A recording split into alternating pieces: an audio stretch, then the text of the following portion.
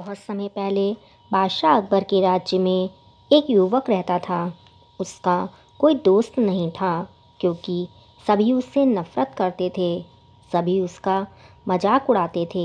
जब वह सड़क पर चलता तो सब उस पर पत्थर फेंकते थे। उसका जीवन बहुत ही दयनीय था। सब सोचते कि वह बहुत ही बदनसीब है। लोग तो यहाँ तक कहते कि उसके चेहरे पर एक नज़र डालने से देखने वाले व्यक्ति पर भी बदनसीबी आ सकती है। इसलिए लोग उससे बहुत नफरत करते थे। पर उसकी कहानी दूर दूर तक प्रसिद्ध थी। वह अफवाहें बादशाह अकबर के कानों में भी पहुंची। वह देखना चाहते थे कि लोगों का कहना कितना सच है। उन्होंने उस युवक को अपने दरबार में बुलाया और उससे विनम्रता से बात की। लेकिन उसी वक्त एक दूत ने आकर अकबर को सूचित किया कि बेगम गंभीर रूप से बीमार हैं।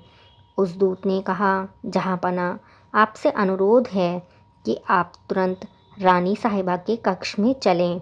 रानी साहिबा बेहोश हो गई हैं और चिकित्सकों को इसका कारण समझ में नहीं आ रहा है। अकबर बेगम के पास भागे। वे पूरी दोपहर उनके बिस्तर के बगल में ही बैठे रहे। शाम को जब रानी साहिबा कुछ अच्छा महसूस करने लगीं, तब अकबर अपने दरबार में लौट आए। वह युवक अभी भी उनका इंतज़ार कर रहा था। उसे देखते ही अकबर को गुस्सा आ गया। वह बोले, तो सारी अफवाहें सच हैं। तुम वास्तव में बहुत मनहूस हो। तुमने बेगम को बीमार बना दिया है। उसने जेल के पहरेदारों को उस युवक को ले जाने का निर्देश दिया। बेचारे उस युवक के पास अब कोई और चारा नहीं था। वह ज़ोर से चिल्लाने लगा और पहरेदारों से छोड़ने की विनती करने लगा। बादशाह का निर्णय बहुत ही अनुचित था, लेकिन दरबार में सम्राट के विरोध में कोई कुछ कहने की हिम्मत नहीं कर पाया।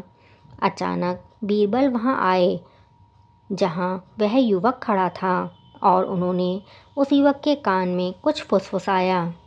वह युवक बादशाह के सामने झुककर बोला, जहाँपनाह, मैं कैद खाने में जाने को तैयार हूँ, पर आप मेरे एक सवाल का जवाब दीजिए।